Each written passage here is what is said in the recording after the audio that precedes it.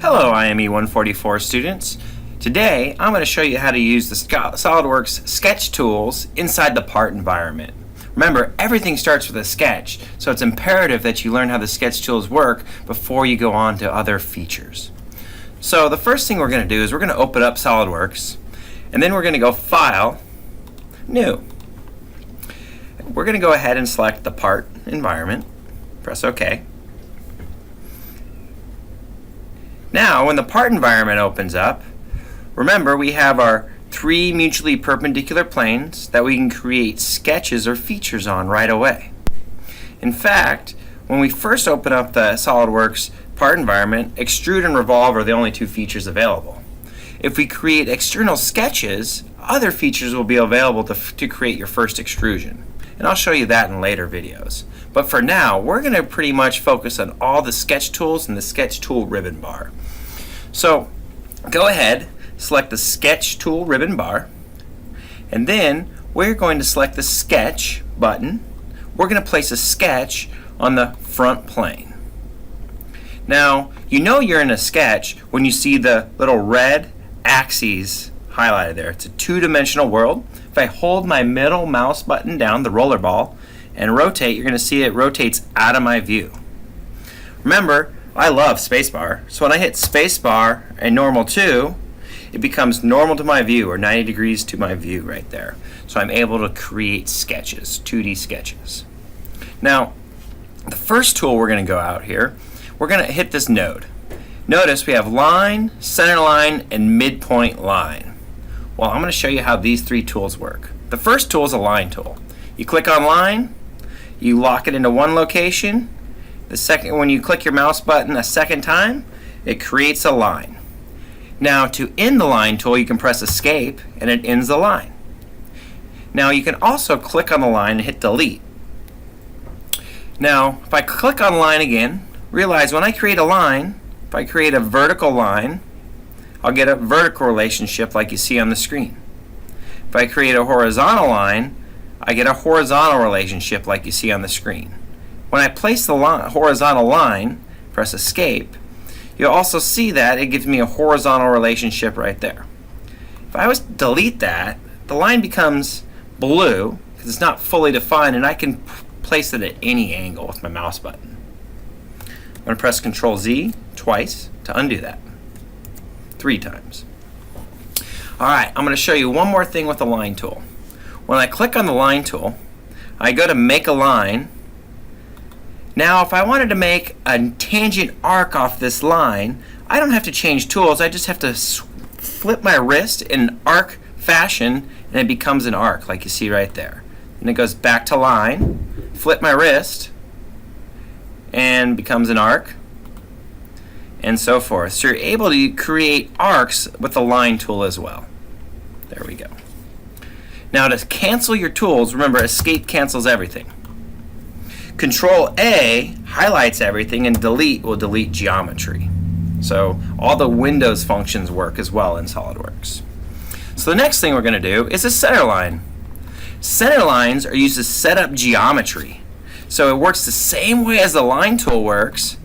However, it won't recognize a center line as part of your feature in order to extrude it out or cut it away. Center lines are just used to build geometry. For example, I can make this center line and that center line at 30 degrees from each other. Then I can make this center line 2 inches. I can put the center of the circle out there at 30 degrees, 2 inches away. So I use the center lines in order to set up geometry. Alright, so we're done with the center line. So press Ctrl A, highlights everything, and hit the delete key to delete everything. Now, the last line tool is called midpoint line. When I click on midpoint line, it does exactly what it says. It grows out a line symmetrically about the midpoint. And you can apply horizontal or vertical relationships to that as well. Alright, so looking back at the node for the lines, we got line, center line, and midpoint line. Remember, everything in the world can be made with a line and an arc. So our next tool is going to be the rectangle tool. Rectangles can be made 5 different ways. Actually, they become parallelograms after 4 ways. So the first one is corner rectangle. When I select corner rectangle, you pick 2 corner points to grow out your rectangle. 2 opposing corner points. Again, there to there. Then I can use my Smart Dimension to pull out dimensions and size my rectangles. Control A, delete. The next rectangle is center rectangle. Here, the first point you pick is the center of the rectangle, then you grow out the length and the width for the second point. Delete. The third way to make a rectangle, you can actually make a diamond this way. So you could do 3-point, where you first point, second point gives you the width, and then the third point gives you the height. Control A and delete. Now the fourth rectangle is center rectangle. I'll make a diamond on this one. So when I hit the first point, it's the center. The second point, and then the third point. I could have rotated it around in order to create those points. I'll do that. There we go. There's my diamond. Close. Alright. Now, the fifth tool is called a parallelogram. So we pick 3 points, and it makes sure that it creates a parallelogram off those 3 points, where these 2 edges have parallel relationships, and these top 2 edges have parallel relationships. Excellent. Now I'm going to press Control A, I'm going to hit delete, and we've now learned about the line and the rectangle tools. So the next tool on the list is the slot tools. The slot tools will go ahead and create 4 different types of slots. A slot is basically a closed profile with a radii at the end. So notice the first straight slot, I pick 1 point. The second point, that's the length of the slot, then I grow the size of the slot up. And with the slot, I have to dimension the radii, 0.5. And then I have to dimension the distance of the slot, 2.5, to make it fully defined, as long as it's locked into the origin. If you do not lock your geometry into the origin, like here, if I was to go ahead and delete that connection, the part has no clue where it is in space. In fact, it can move around. So you have to locate things with respect to your origin in order for them to be fully defined. Notice if I do that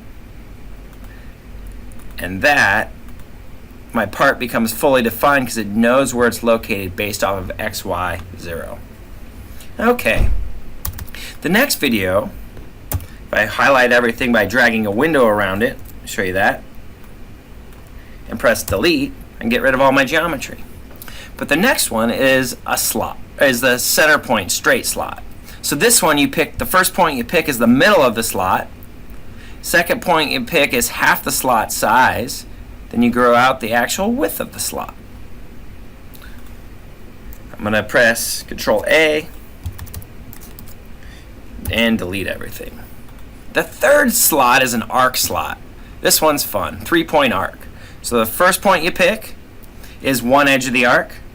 The second point you pick is the other edge. The third point gives you the radius of the arc.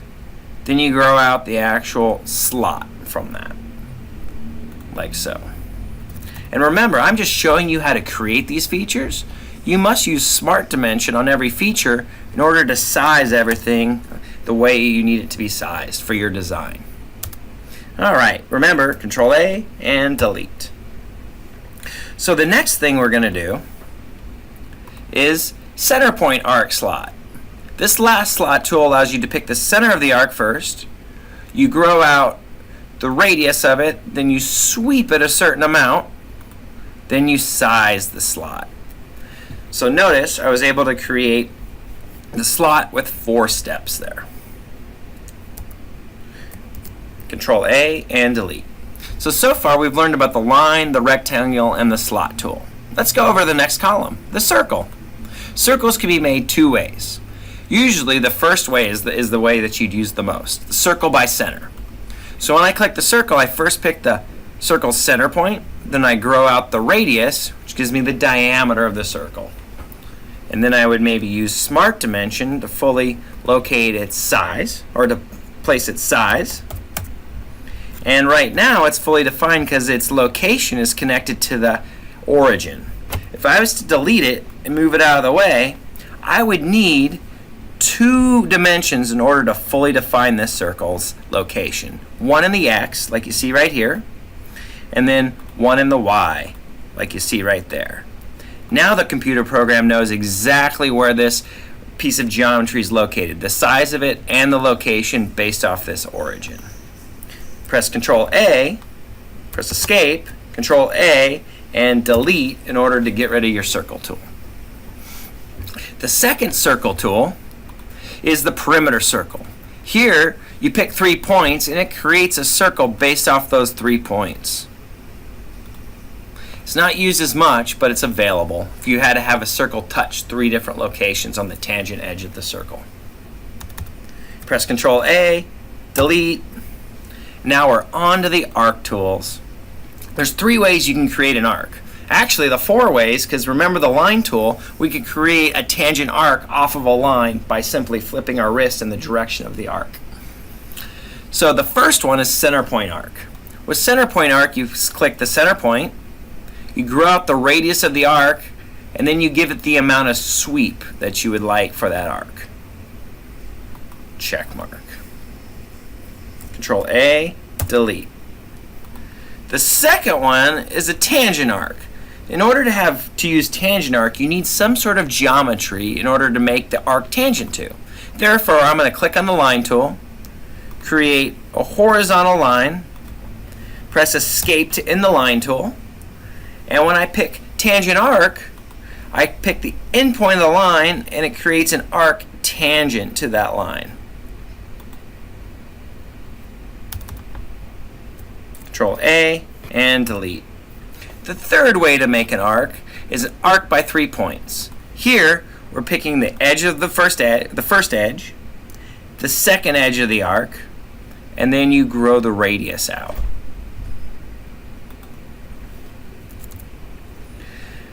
Now I'm going to go ahead and drag a window around everything and hit delete. Excellent. Now the sixth tool here that we're going to learn about are polygons.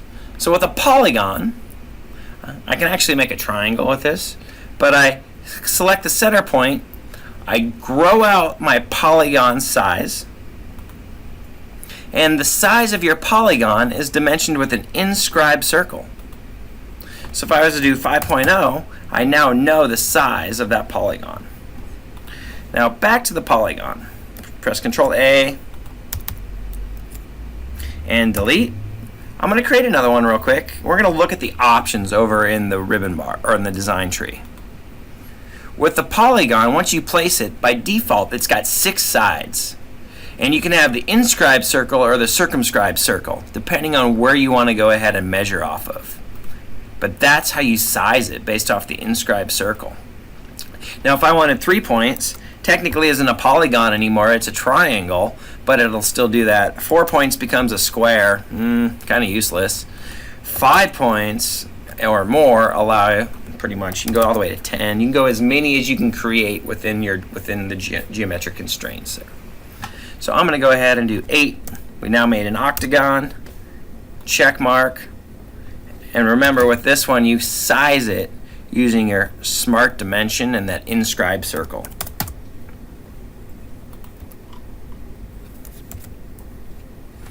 Okay.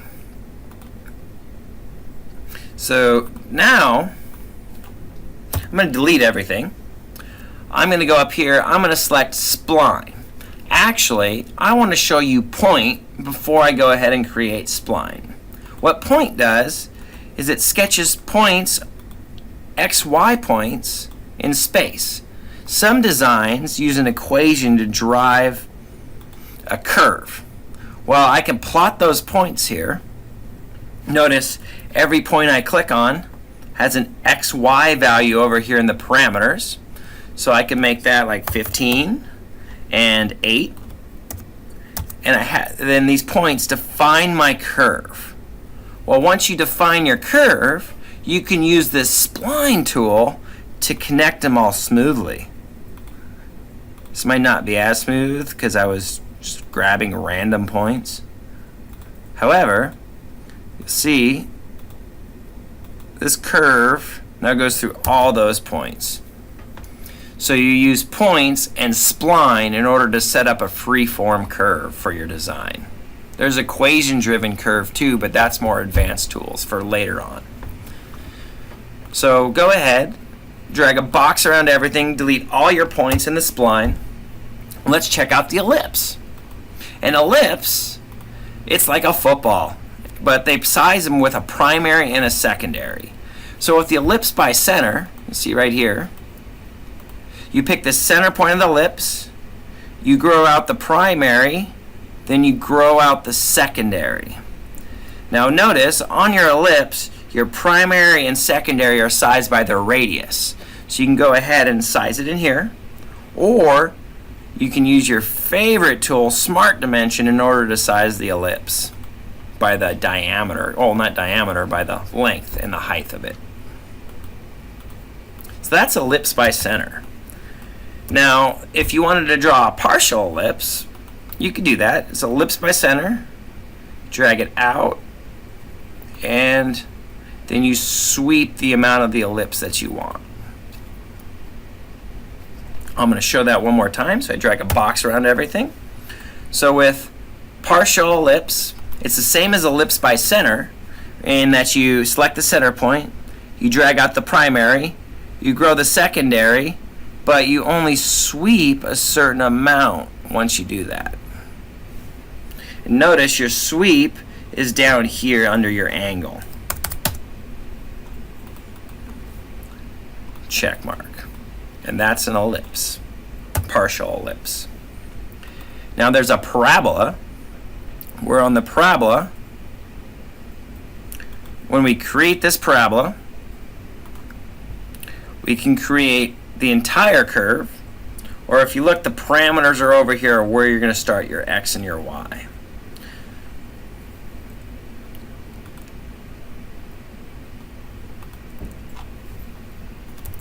Also, we can do a hyperbola or a conic section. We'll do a conic section by going ahead and you pick your first point for the cone. You pick your second point and then you pull the cone out. So forth. Alright, drag a box around everything. We've almost made it to the end. The last two tools here, the fillet and the chamfer, require geometry. So I'm going to drag a rectangle by center out. I don't care what size. Then I'm going to use the fillet tool to make a controlled radius on the edge of my part. So if I wanted to make an 1/8 inch radius or 1/8 inch fillet, I type in 1/8 inch into the radius and I click on the edges of my part.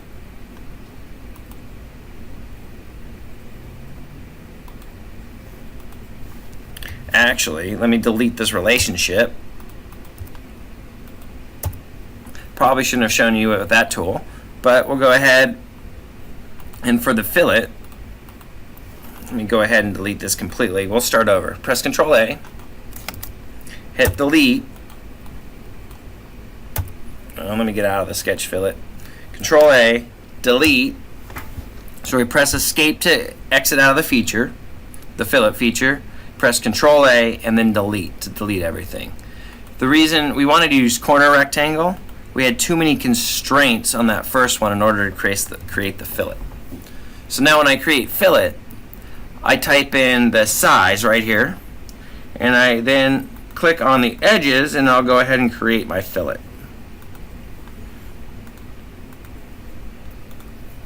So what we're going to do is we're going to hit the fillet tool and then we fillet the size. The problem that happened a second ago is the part was so large we just didn't see the size of the fillet.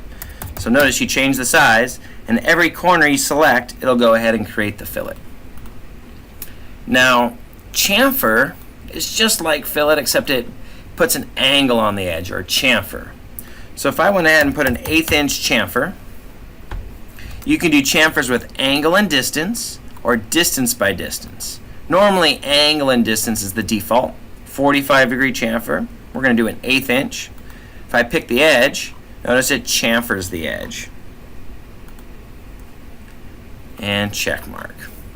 So with that, we've pretty much seen all the different sketch geometry to create it.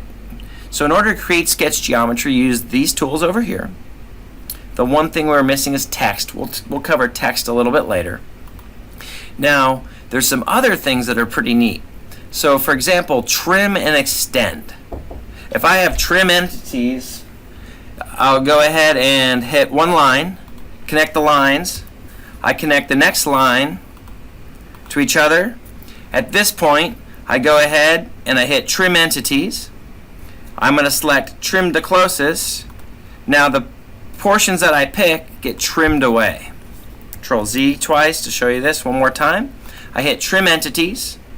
I hit trim to closest.